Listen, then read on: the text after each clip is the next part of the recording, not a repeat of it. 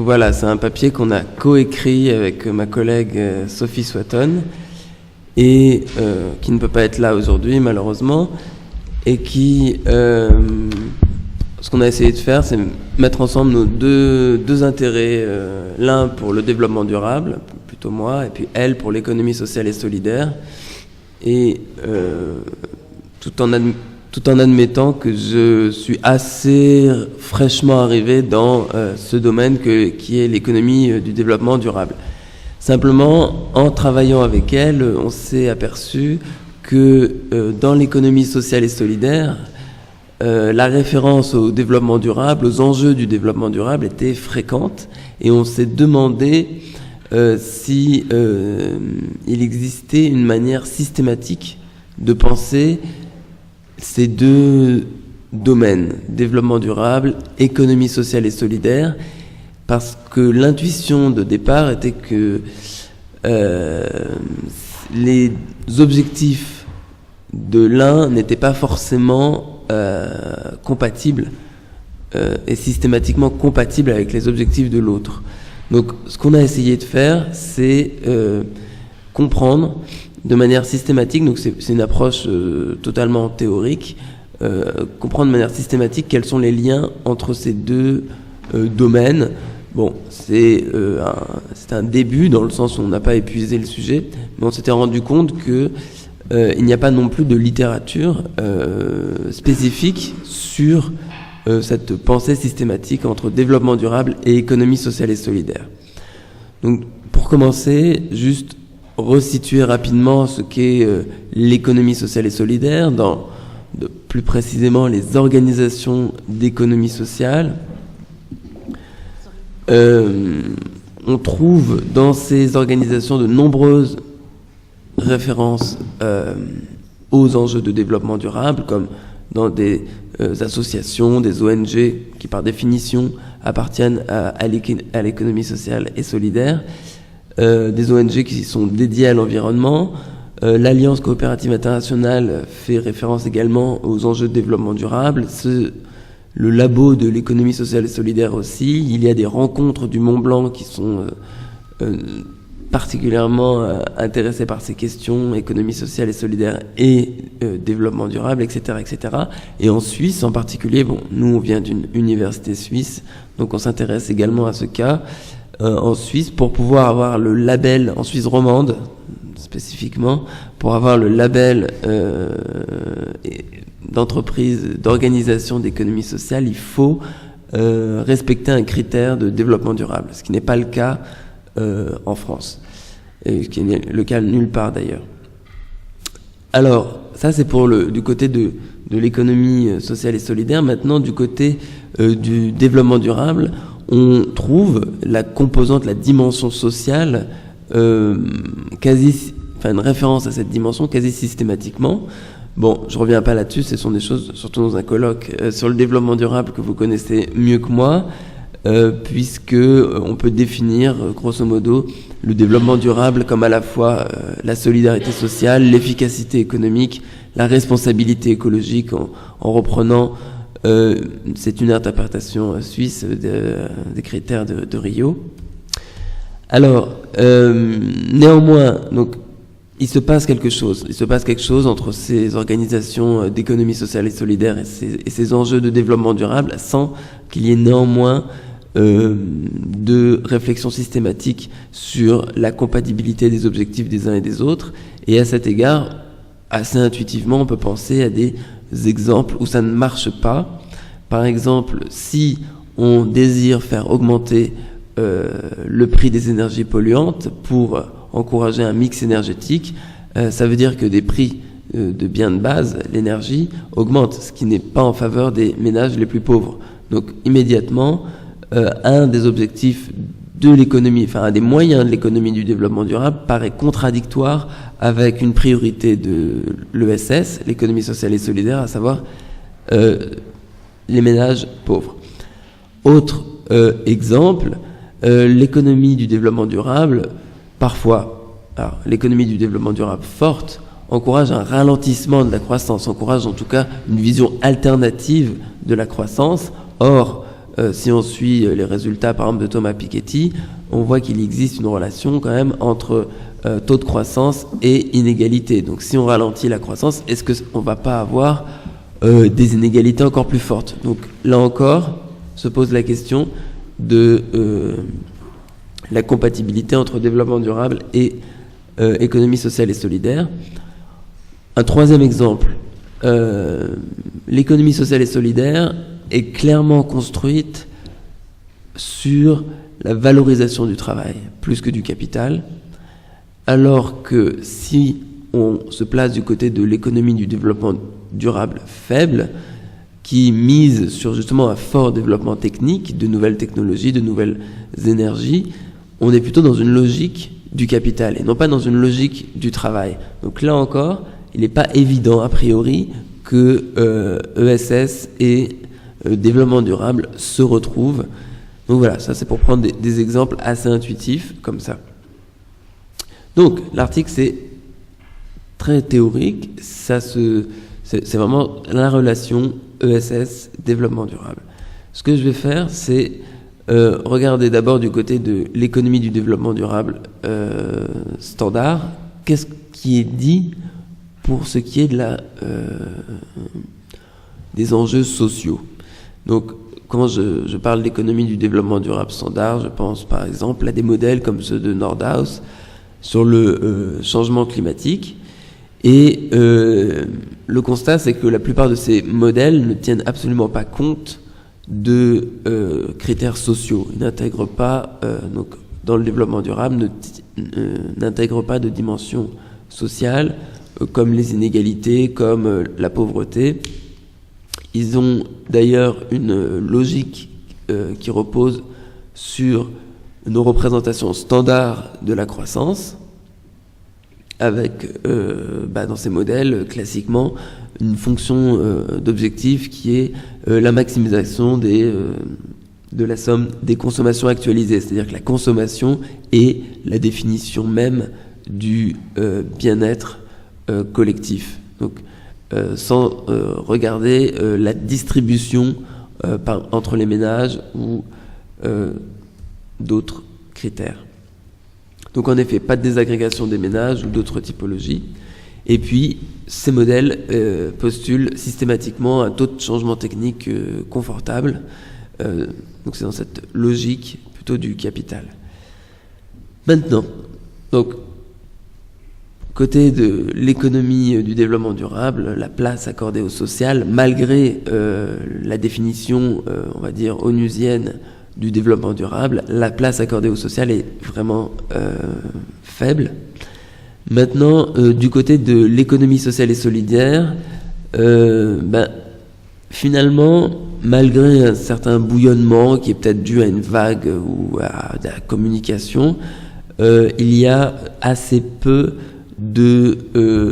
d'analyse des pratiques, mais qui sont vraiment pas systématiques, des tentatives d'aller vers des pratiques de développement durable, mais avec finalement beaucoup de résistance de la part des organisations d'économie sociale, parce que ce n'est pas le noyau de leur philosophie. Leur philosophie, c'est d'abord le travail, c'est d'abord le social, c'est d'abord la solidarité. Donc l'écologie est quelque chose qui vient loin après ces priorités. En revanche, on peut penser que malgré cela, pour certains points, les organisations d'économie sociale peuvent rejoindre les préoccupations du développement durable, dans la mesure où ces organisations sociales et solidaires se contentent, si j'ose dire, d'une lucrativité limitée, et puis notamment du principe du développement local qui est un principe important pour le développement durable.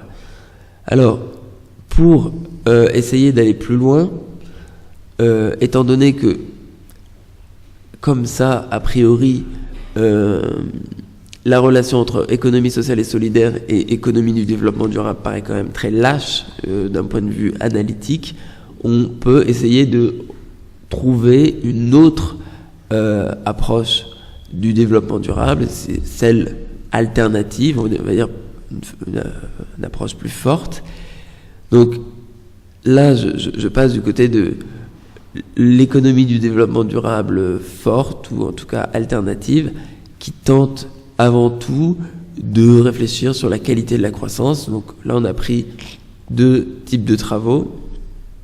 Ceux de la Banque mondiale qui essaie de désagréger, qui essaie d'analyser la qualité de la croissance, bon, avec à la fin des préceptes de politique économique assez libéraux, parce qu'ils finalement ils jouent essentiellement sur la fiscalité. Et puis une autre approche, celle plus radicale, qui repose non pas sur la consommation, le PIB, mais sur les concepts d'épanouissement. Donc là, c'est Tim Jackson notamment qui propose nos ruptures avec le mode de vie qu'on a et propose de substituer à la notion de croissance celle de prospérité et d'épanouissement. Pardon, je suis très enrhumé. Alors, dans cette économie du développement durable alternative, bon, je vais aller très vite parce que ce sont des choses connues. Bon, l'objectif n'est pas la consommation ou le PIB. C'est d'abord Après, il faut se mettre d'accord sur ce qu'est la qualité de la croissance, mais justement, il faut analyser l'impact d'une croissance sur la pauvreté, sur les inégalités, sur l'exploitation des ressources naturelles, l'impact écologique. Choisir des critères peut-être plus larges que la simple consommation, comme critère du bonheur, des capacités, celui de l'épanouissement. Et puis, bon, à cela s'ajoutent des hypothèses beaucoup plus pessimistes sur les possibilités du changement technique. Et donc, avec cette approche, on peut se rendre compte qu'à long terme, il n'y aurait pas de substituabilité entre capital, ressources naturelles et puis les variables écologiques. À court terme, pourquoi pas, effectivement. À court terme, on peut profiter d'une surexploitation de ressources naturelles, mais qu'à long terme, ce n'est pas souhaitable d'un point de vue économique.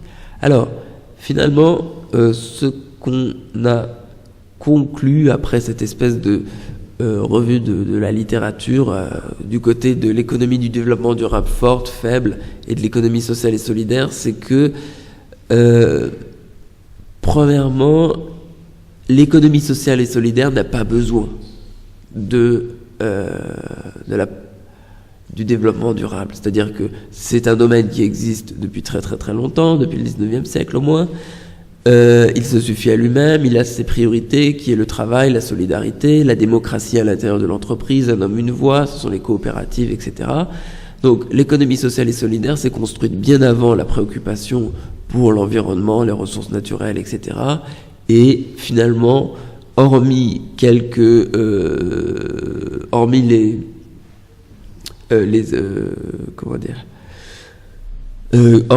les organisations d'économie sociale qui sont spécifiquement dédiées aux questions d'environnement, l'économie sociale et solidaire se suffit à elle-même à ses propres critères de solidarité.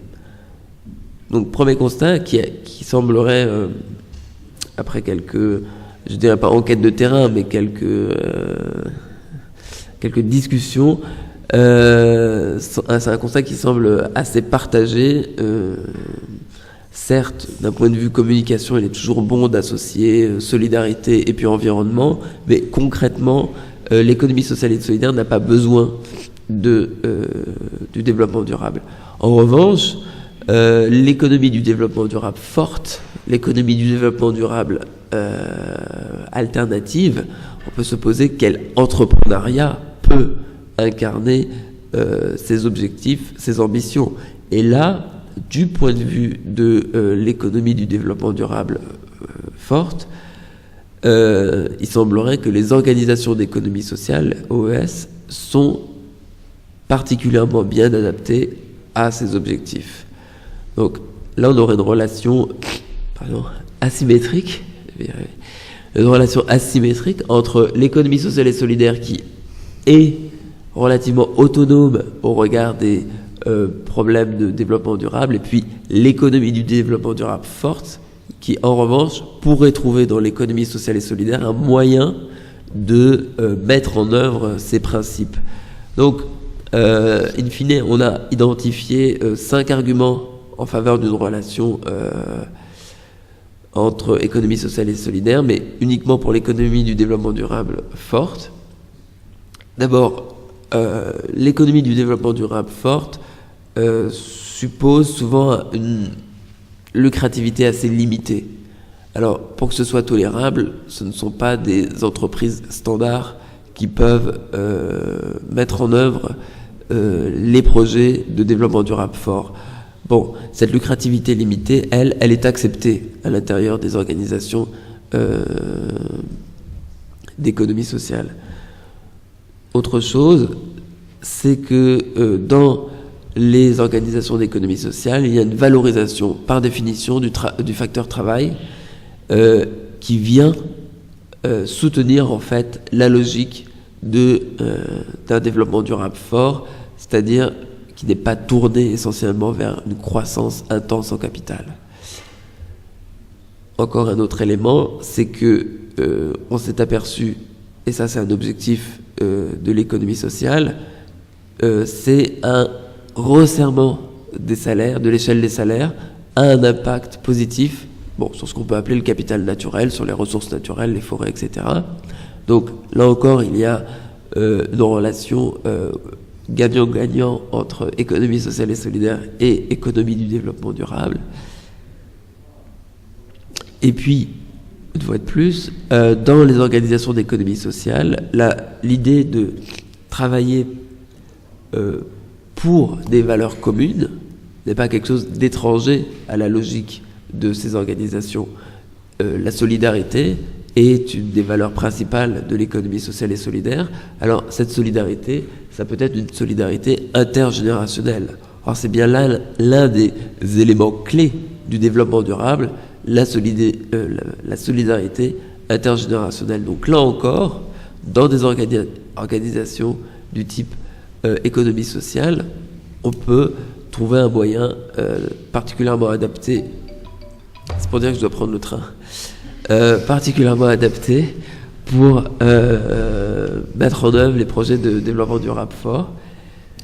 Et puis, ça c'est ce que j'avais déjà dit tout à l'heure, la stratégie du développement local, ça c'est un point commun indiscutable entre l'économie sociale et solidaire et le développement durable. Est-ce que j'ai une conclusion ? C'est gentil. Est-ce que j'ai vraiment une conclusion ? Je m'en souviens pas. Alors, oui, il y a beaucoup de perspectives de recherche encore à faire. Pour l'heure, les organisations d'économie sociale n'ont pas intégré véritablement les objectifs de développement durable. Donc, malgré ce qu'on peut penser a priori, organisation d'économie sociale et développement durable, ce sont deux choses quand même largement séparées. Pourquoi ? Parce que ces organisations d'économie sociale sont axées sur solidarité sociale, travail, etc. En revanche, résultat de cette enquête, en revanche, ces organisations sont un moyen pour l'économie du développement durable forte de mettre en œuvre ces projets. Voilà, merci beaucoup.